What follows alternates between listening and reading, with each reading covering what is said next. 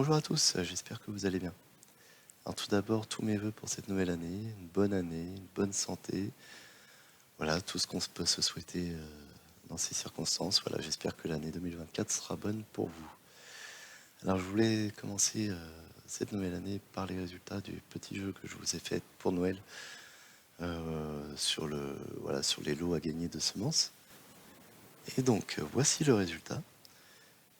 Le résultat est donc tadadadadam, de 24 kilos. Le but, pour rappel, était de retrouver simplement, ou en tout cas de s'approcher du poids de cette courge. Donc je félicite les gagnants, que sont Géraldine, Jacques et Paul. Donc je vous ai envoyé un petit message, n'hésitez pas à m'écrire sur mon adresse mail pour m'envoyer vos coordonnées. Je vous transmettrai les petits lots de semences que je vous ai décrits dans la dernière vidéo, directement chez vous, à votre adresse postale.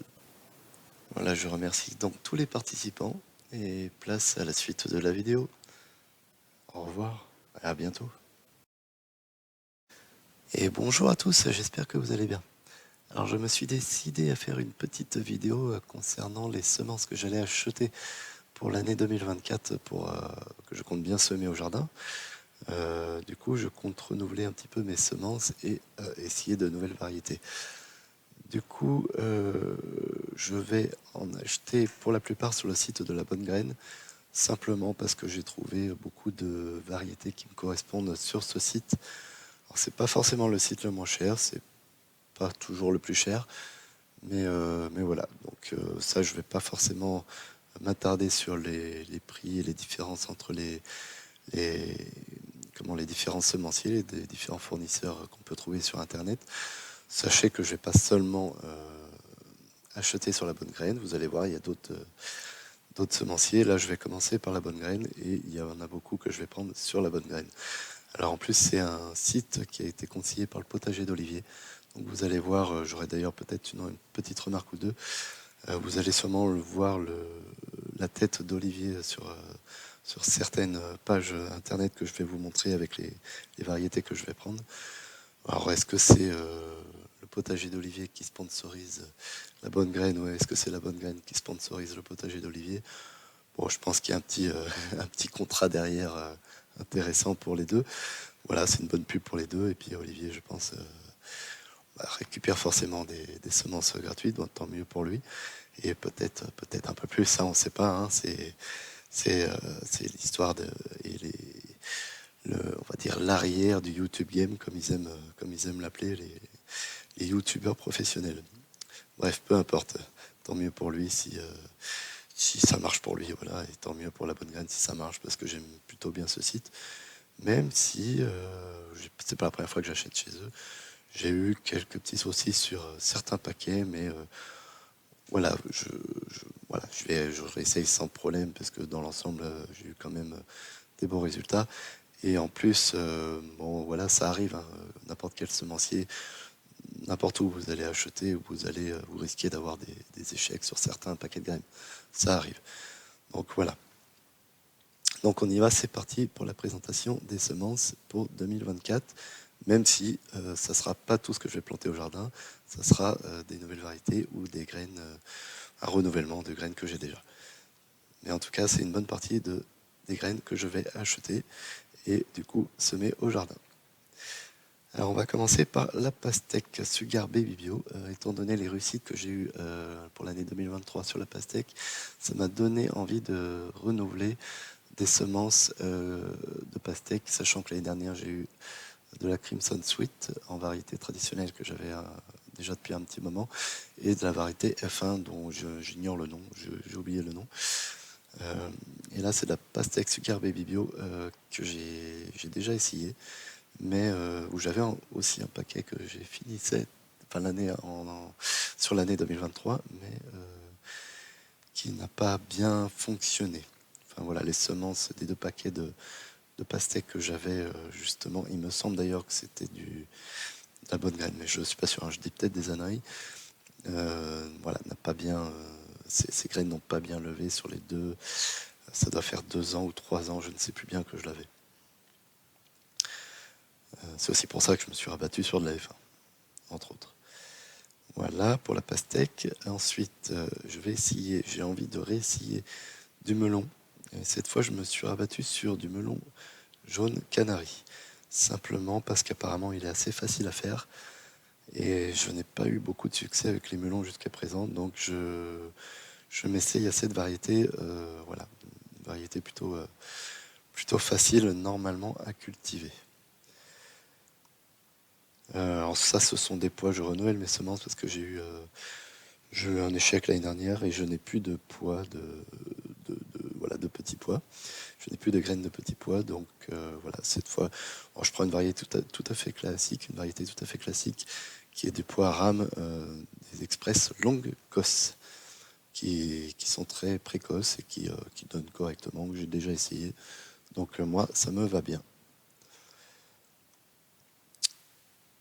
Hop, et ici, des pois mange-tout normands. Alors c'est pareil, cette année j'en ai eu pas mal, mais je me suis aperçu que j'avais tout récolté. J'ai gardé quelques graines, mais malheureusement qui se sont fait un peu manger par des petites bébêtes. Du coup, je n'ai plus vraiment de graines viables, ou je pense qu'elles vont pas être viables, celles qui me restent. Du coup, j'en ai racheté des pois normands que je sais qui fonctionnent très bien. C'est ma variété, et voilà. C'est ma variété, on va dire, fétiche, qui fonctionne bien et qui me satisfait, donc je la reprends. Voilà, quand j'ai fixé une variété, j'aime bien la garder, même si je m'interdis pas de réessayer d'autres choses hein, à côté. Mais on va dire que pour le classique, je garde celle-là, une valeur sûre à mes yeux. Le concombre vert de Chine. Concombre vert de Chine, justement, variété proposée par Olivier et conseillée par Olivier. Vous voyez, on retrouve sa tête ici. Et du coup, je me permets d'essayer la variété qu'il conseille, sachant que je vais essayer d'autres variétés de concombre cette année. Mais le concombre vert de Chine a été conseillé par Olivier. Et apparemment, il aurait un goût agréable et peu amer. Donc ça reste à voir. Justement, j'essaie plusieurs variétés pour essayer de trouver une variété qui ne devient pas amère malgré les conditions un petit peu défavorables pour la culture de concombre que je peux dans mes pratiques quoi. J'arrose pas forcément comme il faut au moment où il faut. Du coup, les concombres, c'est les premiers, je dirais pas à souffrir de ça, mais à le faire remarquer par leur goût amer quand ils reçoivent pas de l'eau comme il faut pour empêcher cette amertume. Alors il y a des variétés voilà, surtout des F1 qui ne posent pas ce problème-là, mais en variété traditionnelle, c'est plus compliqué. Alors je demande qu'à voir si le conseil d'Olivier est juste. Voilà, sachant qu'il a aussi parlé par exemple du concombre lemon que j'ai déjà essayé, qui est très bon, mais qui d'après lui ne devient pas amer, et moi j'ai réussi à le rendre amer. Donc voilà, ça, je demande qu'à voir pour l'instant et essayer bien sûr. Donc voilà, le concombre long vert de Chine. Un concombre Rawlinson Telegraph, qui m'a été conseillé cette fois par, il me semble, c'est par Jaco et Lily. Du coup, je leur avais demandé ce qu'ils me conseillaient comme variété, et c'est eux qui m'ont conseillé celui-là, il me semble. Hein. Si je dis pas, ça fait un petit moment, alors je l'avais mis de côté, il me semble que c'était eux qui me l'avaient conseillé. Donc je vais essayer celui-là, et pareil, normalement, il est sans amertume d'ailleurs. C'est bien indiqué cette fois sur le site. Ferme et sans amertume. Le potiron doux vert d'Hokkaido. Alors pourquoi ce potiron vert? Simplement parce que j'ai essayé le Red Curry potiron cette année, qui est bon, hein, j'ai pas de souci avec ça, variété tout à fait classique. Et j'ai essayé d'autres variétés d'autres années, et généralement je suis plutôt déçu par la conservation des potirons. D'ailleurs, le Red Curry, variété essayée par Olivier cette année, est comparé à une autre qui lui ressemble beaucoup, que vous retrouvez aussi sur le site de la Bonne Graine. Donc ce sont des bons potirons, potimarrons, il n'y a pas de souci. Mais mon problème que j'ai, c'est effectivement cette conservation. Et cette année, ça a été très flagrant, parce qu'avec le temps qu'il a fait, J'ai pas mal de potirons légèrement abîmés, du coup, qui sont conservés 1 mois, 2 mois, pas plus. Les derniers, voilà, le dernier que je l'ai mangé là, début décembre. Donc, c'est pas, à mon goût, c'est pas satisfaisant, sachant que je les ai récoltés pour les premiers fin septembre, octobre, voire novembre pour les derniers. Donc, pas très satisfaisant. Le potiron d'ouvert d'Hokkaido, en plus d'être original, c'est plus proche du potimarron, d'ailleurs, c'est bien indiqué ici, hein, potimarron, mais de couleur vert clair. Il a l'avantage de se garder, a priori, beaucoup plus longtemps. Il a une bonne conservation. Et en plus, il a, d'après le site en tout cas, il garde les mêmes caractéristiques. Donc, a priori, le goût qui se rapproche beaucoup du potimarron. Donc, j'ai hâte d'essayer cette variété. Je me relance à acheter des graines de carottes parce que j'ai envie de réussir cette culture enfin convenablement. Donc, des semences que j'ai déjà essayées, aussi conseillées par Olivier, d'un point de vue originalité, c'est la carotte jaune Obtus du Doubs, qui est une variété relativement précoce et en même temps qui peut être semée beaucoup, un petit peu toute l'année, même si c'est a priori, d'après le site, un peu moins l'hiver. J'ai aussi pris la carotte nantaise améliorée 2. Excusez-moi, j'ai fait une petite bêtise. Hop. Améliorée 2, conseillé aussi par Olivier pour sa valeur sûre, on va dire. Et vous remarquerez que c'est la carotte améliorée 2 bio, conseillée par Olivier, qui est à 2,50 €. Et à côté de ça, alors il faut que je retrouve la bonne page, bien sûr, comme j'ai fait des bêtises. Voilà, la carotte améliorée, nantaise améliorée 2, qui est exactement la même, mais en non bio, 2,10 €. Et vous remarquerez qu'elle n'est pas conseillée par Olivier. Donc Olivier conseille la bio, honnêtement, ça sert à rien, une semence bio, non bio, sachant que vous avez les deux sur le site. Olivier conseille la plus chère. Si vous êtes amené à acheter de la carotte nantaise améliorée 2, là c'est exactement les mêmes, ils se trouvent sur le site, sauf qu'elle est bio et l'autre pas bio. Prenez de la non bio, même si c'est que 40 centimes. C'est ridicule d'acheter de la bio, même si c'est conseillé par Olivier, ça change strictement rien. C'est pas pour ça que votre sol au jardin sera contaminé parce que les semences que vous avez mis n'étaient pas bio. C'est pas dans une graine de carotte que vous allez retrouver beaucoup de pesticides. Ça, s'il y en a même une trace, ce qui m'étonnerait encore, c'est voilà, c'est le bout du monde. Donc c'est pas ça vraiment qui va empoisonner votre sol, faut arrêter. Donc faut pas exagérer. Du coup, moi je conseille plutôt de prendre la variété, bien sûr, non bio, du coup celle qui n'est pas conseillée par Olivier. Hop, voilà, toc. Ensuite, là j'ai envie de me réessayer au semis d'oignons, sachant que les oignons je les réussis bien, c'est juste le semis où je suis pas encore très bien calé. Il faut que l'année dernière je me suis pris un peu trop tard, du coup mes semis ils sont venus jusqu'au bout mais ils étaient un peu petits, du coup là il faut que je m'y prenne un peu plus tôt. Et j'ai envie d'essayer d'autres variétés, de nouvelles variétés. J'avais essayé le jaune paille des vertus. Là j'ai envie d'essayer le géant Alza Craig, qui apparemment peut devenir très gros. Donc qui peut dépasser le kilo. Alors ça je sais pas, mais en tout cas il peut devenir très gros. Et j'ai envie d'essayer également l'oignon jaune Density 5. C'est marqué Riesburger. Voilà. Je sais pas ce que ça vaut, mais les deux variétés qui sont là, ce sont des variétés de conservation. Moi je fais des oignons de conservation exclusivement, même s'il m'est arrivé de faire d'autres sortes d'oignons. Voilà. Donc pour ces deux variétés d'oignons. Pareil pour l'ail. Alors là, c'est vraiment que je veux changer de variété. C'est la variété rose clé d'or, variété tout à fait classique, mais qui donne a priori des bons cailloux. Et c'était l'un de mes soucis cette année, avec une variété que j'ai également achetée sur la bonne graine et qui a bien marché, mais une variété à bâton qui m'a fait des petites gousses. Du coup, pas très satisfait d'un point de vue rendement. Même si elle fonctionne bien, la variété à bâton dont je n'ai plus le nom, je vous la déconseille d'un point de vue rendement. Surtout si vous n'êtes pas, à l'affût pour couper les fleurs, donc c'est les bâtons, en l'occurrence au bon moment pour essayer d'avoir les plus belles gousses. Donc là, ce sont vraiment la variété Clador, une variété qui produit et toujours une variété de conservation, une variété rose. D'ail rose du coup. Et tant qu'à faire que j'étais sur la bonne graine, je me suis baladé un peu et je me suis pris l'envie d'essayer des radis daikon, donc des radis asiatiques. Là, c'est un radis vert avec, on l'appelle aussi les radis pastèques. Donc il a comment dire, un intérieur un peu rose, comme vous voyez. Et apparemment, ce sont des radis assez doux.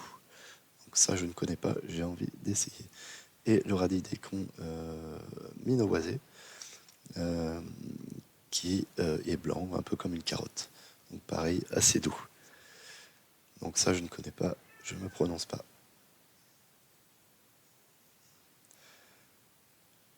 Ensuite, nous allons passer aux graines bokeh. Graines bokeh, qui sont entre guillemets souvent sponsorisées par Jaco et Lily, mais pas que. Il y a d'autres youtubeurs qui sponsorisent. Je pense que Graines bokeh aime bien faire sa pub en passant par des youtubeurs, ce qui est de bon jeu, hein, bien sûr. Hein, c'est leur droit, tout à fait. Il n'y a pas de souci avec ça. Et j'ai déjà acheté chez eux. Je suis plutôt généralement satisfait, même si comme tous les semenciers, j'ai déjà eu un paquet avec des petites difficultés, mais dans l'ensemble, j'ai pas été déçu. J'ai d'ailleurs acheté des haricots l'année dernière, dont j'étais très content. La variété de mémoire, Monte Custo, je vous la conseille. Ensuite, j'ai envie de réessayer les semis de choux. Maintenant que j'ai à peu près calé mon... savoir... Enfin, que j'arrive à bien réussir les choux, j'ai envie de réessayer les semis et de les faire au moment... cette fois, je les ferai pas, je les ferai plutôt en arrière-saison. Du coup, plutôt qu'en milieu de saison où c'est galère entre la chaleur, les ravageurs et tout, j'essaierai de les faire en arrière-saison. Et pour cela, j'ai choisi une variété tout à fait classique, chou-fleur merveille de toute saison. J'ai envie de reprendre du chou vert romanesco précoce, toujours dans la même idée, de les semer en arrière-saison, parce que j'aime bien le chou romanesco. Et du chou hâtif d'Angers, qui pareil peut tenir l'hiver et qui peut être semé en arrière-saison pour en avoir tôt au printemps. Donc voilà, pour les variétés de choux. Et oui, parce que j'avais ouvert cette page aussi pour les mange-tout. On retrouve les mange-tout ici, donc peut-être que je les prendrai sur la graine bokeh. Je me souviens plus des prix,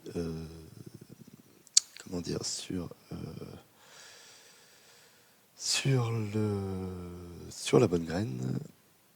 Donc sur la bonne graine, ah, ils sont là. Toc. Ouais, je regarde, je recheck les prix avec vous. En même temps, c'est à 360 pour 100 grammes sur la bonne graine. Et là, c'est 3,60 pour 150 grammes. Encore une fois, on est moins cher sur la graine bokeh. Donc voilà, méfiance quand vous prenez des semences. Alors ça ne veut pas dire que la graine bokeh est mieux. Hein. Si ça se trouve, j'aurais plus de problèmes avec les semences de la graine bokeh, mais pour avoir déjà pris chez eux, je sais que par exemple les pois, ils fonctionnent plutôt bien. Mais c'est vrai que les pois, j'avais pris aussi les petits pois, comme je vous disais, chez la graine bokeh. Et cette année, ils ont pas pris. Bon, ils avaient un peu d'âge, mais ils n'ont pas pris. Alors que les pois, je mange tout au prix. Est-ce qu'il y avait un décalage au niveau des dates? Je ne sais pas. Je ne sais plus bien, mais voilà. Donc tout ça pour dire que bon, je ne veux pas faire de mauvaise pub ni à l'un ni à l'autre. Je constate juste que les graines bokeh sont un peu moins chères et ils fournissent un peu plus de semences. Donc voilà, c'est à mon sens plus intéressant pour certaines variétés, mais ils ont moins de choix aussi. Donc voilà, c'est pour ça que je prends chez les deux semenciers. Je Je voulais vous parler d'un autre fournisseur que j'aime beaucoup. C'est là que je vais prendre mes tomates et ils font principalement de la tomate, du poivron et des piments. Donc de toute façon, vous n'allez pas trouver grand-chose d'autre. Du coup, comme j'ai hésité à faire mes semences de tomates cette année, je me suis retrouvé avec quelques manques. Donc je vais racheter des graines de tomates ananas. C'est l'association Cultistaru. Donc c'est une association, c'est un fournisseur de graines, mais c'est vraiment une association de passionnés. Et ça me plaît beaucoup. Et pour avoir déjà pris chez eux, je suis sûr de la qualité des semences.